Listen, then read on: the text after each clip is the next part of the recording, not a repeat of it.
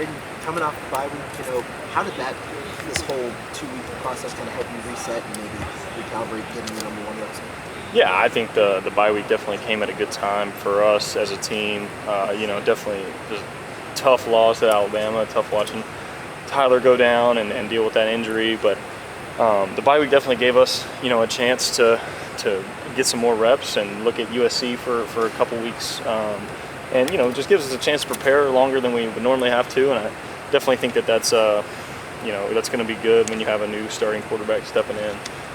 So yeah, I think it came at a good time, and I think we've used it. I think we used it the right way for sure. Is there anything specific that you can take from your experiences last year going into Saturday? Yeah, no doubt. I think last year is very unique, and I'm very thankful for that experience because you get thrown in there at Iowa, and that's a tough situation versus a great defense. That's kind of my first time playing college football, and then you have a chance to prepare for Illinois as a starter for a week, and you go in there and you get a great win and it come back in the fourth quarter, and so you're kind of feeling good, flying high. You go play Ohio State, who ranked top 4 in the country at the time, battle with them for 4 quarters and don't come out on top, but not necessarily disappointed in the way that you played, obviously disappointed in the way in the loss, but some good things to take from that game. And then you're going into Indiana, and that for me, I was disappointed in the way that I played, and I think as a team, we weren't happy with our performance. And so for me, overall, it was really good to experience all the emotions that I think you get in a season, just in that 3 weeks. You get a win, you play a tough game, and then you get a tough loss, a game that you shouldn't lose. And so I think that has definitely helped me now, and will continue to help me as I move forward. What gives you confidence you can kind of build on that, perform better this time? Yeah, just the experience. I've been out there. I felt the bullets flying. I know what it feels like to prepare. I know what it feels like, to go on a week-to-week basis now. It was short-lived, but definitely did a lot for me. What about last week? What's your biggest takeaway from watching? Or I guess. Yeah, Alabama game. Yeah, no, it was a tough game. They're a talented team. There's things that I want to do better, and things that we've kind of worked on in practice, and it was a tough game. We got to play better. We got to do things better. But I believe that we learned from it, and we've handled it the right way, and we're ready to attack moving forward. So what do you see out of USC from what you've seen, and kind of how excited are you for the West Coast trip? Yeah, they're a talented bunch, a good team. They look the part, they play the part. We're going to have to play well. There's no doubt. They do a lot defensively. They fly around, they make a lot of plays, and so that's going to be a challenge for us. But we've had a good week of practice up to this point, and we'll continue to sharpen things up. And then as far as handling the road trip, I think that we have a mature team, and I think that we have really great leadership on this team, something that has really developed over the last 2 years. And so, I have no doubt that we'll handle that the right way. And come Saturday at 12:30 on the West Coast, that'll be we'll be ready to go. Braedyn, you mentioned learning how to prepare last year. Does it feel different knowing? I know you always prepare as a starter, but knowing that you are going to be the starter now, does it feel different throughout a week or bye week too? I don't know if it feels different. I think this is different because with Tanner, we knew it was temporary, and with Tyler, we know that it's it's going to be a long recovery. That you kind of look at that differently, I guess. But from a preparation standpoint, I don't know that there's a lot of differences. I think that last week I didn't really step in on the bye week, so that did help. And then just from a leadership standpoint, I think that one of the biggest differences is we competed for the job all spring and fall, and so. I've had reps with the ones. Those guys are familiar with me in there. Now, it's just confirmed. But, I think that was very valuable to us now because it's not this huge change that nobody's, ready for. I think that, our guys have had me in there, and, I think that they have confidence in me, and I have confidence in them. And, we're able to just kind of, transition into it. You mentioned that last year not knowing when maybe the time of the starter was going to end. Now you kind of know this is your season. Mm-hmm. How big is that, just not having that over your head, hey, eventually this is going to come out from under me here? Yeah, I think that it is different, but every time that you step on the field, you expect to win and you prepare to win, and And that's what the challenge is. And so that mentality won't change. And so that's just how you have to handle it. You talked about leadership, and I guess I'm wondering, does that change for you? I mean, going from being the 1B, so to speak, to being the starter, full-time starter, has that changed how you approach your dealing with the group? Yeah, no, I think the starting quarterback's always looked at uniquely. He's the leader of the team, the face of the program, all those things. And so there are some differences. You have to take command and take charge and be the guy. In which prior to the Bama game, that I wasn't the starter. I wasn't out there with the ones, and so those are different. But as a quarterback in general, there are certain leadership qualities that you have to have, and Coach Fickle and I have had a lot of conversations about leadership, and so I've been able to grow a lot with Coach Longo and Coach Fickle. Those two have been really instrumental, and then just being around, we have a really great locker room here, and being around those guys, it helps you, but it also challenges you because you want to be the best version of yourself every day. How do you kind of show that leadership? Any specific ways in which you've kind of things you've done differently these last couple of weeks? Yeah, I mean, I think for me, I've kind of always been a natural leader by example. I'm gonna practice well. I'm gonna prepare really well. I'm gonna know my job. I'm gonna be able to know everyone's job, and so now it's just kind of taking command, and it's being authoritative, it's being vocal at practice, it's being energetic, and not that I wasn't doing those things before, but there's a spotlight projected on you when you're the starting quarterback, and you have to be able to handle that.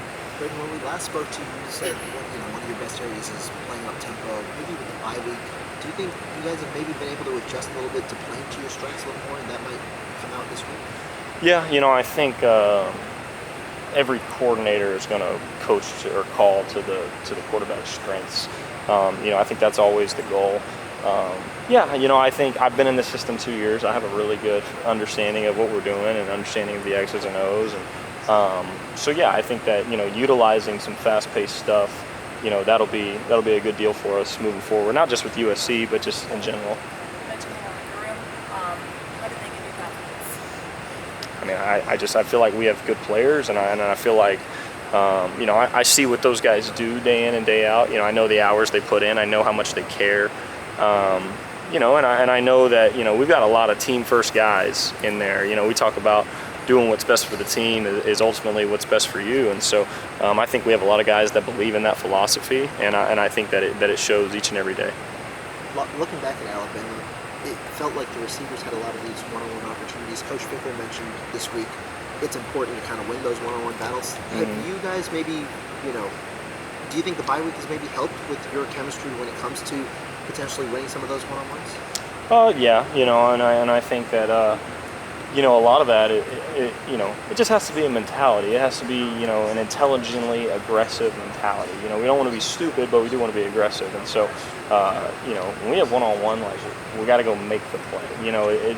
It's one thing to draw it up on the board and say, oh yeah, we're gonna have one-on-one, and this is a great deal for us. Well, like we got to make the throw, and we got to make the catch, and we got to make the plays, and in every way that we're doing that. And so the bye week, but just the course of the season, and we're playing games, and so we talk about we want to get a week better each and every week, and that is definitely a primary focus for us.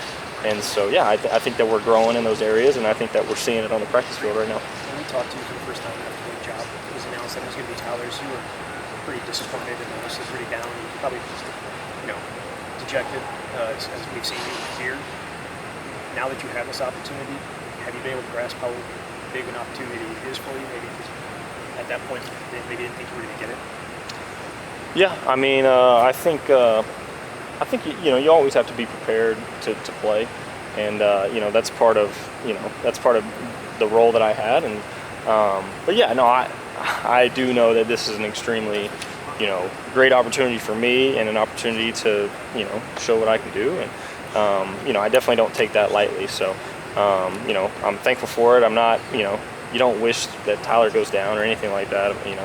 You hate it for him, but I have to step in. I have to do my job, and I'm extremely excited, and I'm ready to do what I can do. You talked about last year, where it was kind of temporary before Tanner came in. This year it's a little more permanent.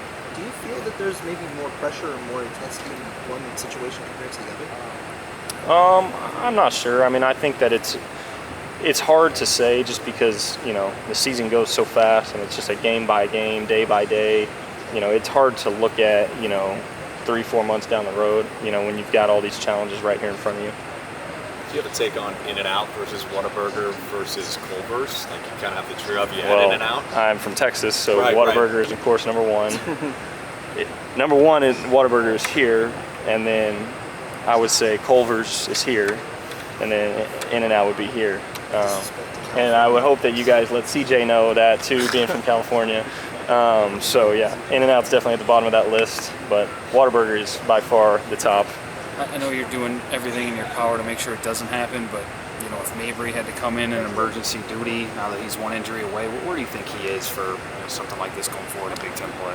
Yeah, I mean, obviously, being a true freshman, you're thrusted into a backup role, and that's not an easy thing to do, and then I'm sure that comes with a lot of stress and some anxiety, but I do think he's handled it well. I think he's been mature and he's gone about his business, and I think that I've seen growth from him, since last week when he started taking, a lot more reps in practice than he was before.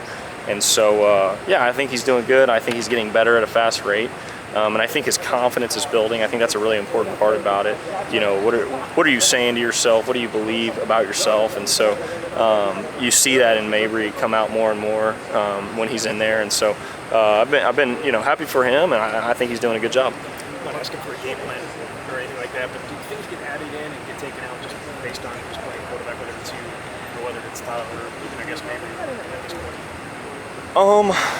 Like I said, I think you're always going to call it to your quarterback's strengths. So, for me, I'm sure we game plan things with a slightly different thought process than maybe for Tyler, because we do have different strengths and we do have different weaknesses. And so, yes, I think you game plan it differently, but it's still our offense. It's still doing things within what we do. We're not trying to reinvent the wheel over here. We're going to do what we do and take advantage of what I'm good at and what I can process and all of that. So. Everybody good on Braedyn? I have one more. It hasn't been like a super consistent issue, but balls being batted down at the line is just something that is maybe inherent with the offense, with how much you guys attack short middle. Like, how do you try to work on that as an offense, as a quarterback? Yeah, I mean, for me, that's definitely something that I've noticed on film, and it's a frustration, when it happens. And, in my opinion, it's happened definitely too much. And so for me, it's, I'm not a 6'5" guy, and I can't just, right over somebody's head. But especially with the O-line that we have here and the D-lines that we play. But I have to be strategic about it. If there's someone in front of me, I can't just let it go and, the ball gets batted. And then, I also, I just have to create lanes of vision and being able to throw and, just be smart about when I'm triggering it and kind of see the terrain. I think when you're playing quarterback, you're looking downfield so much, and they tell you to feel the pocket, but you have to feel it to a point where you're not just throwing into someone right in your face. You know what I mean?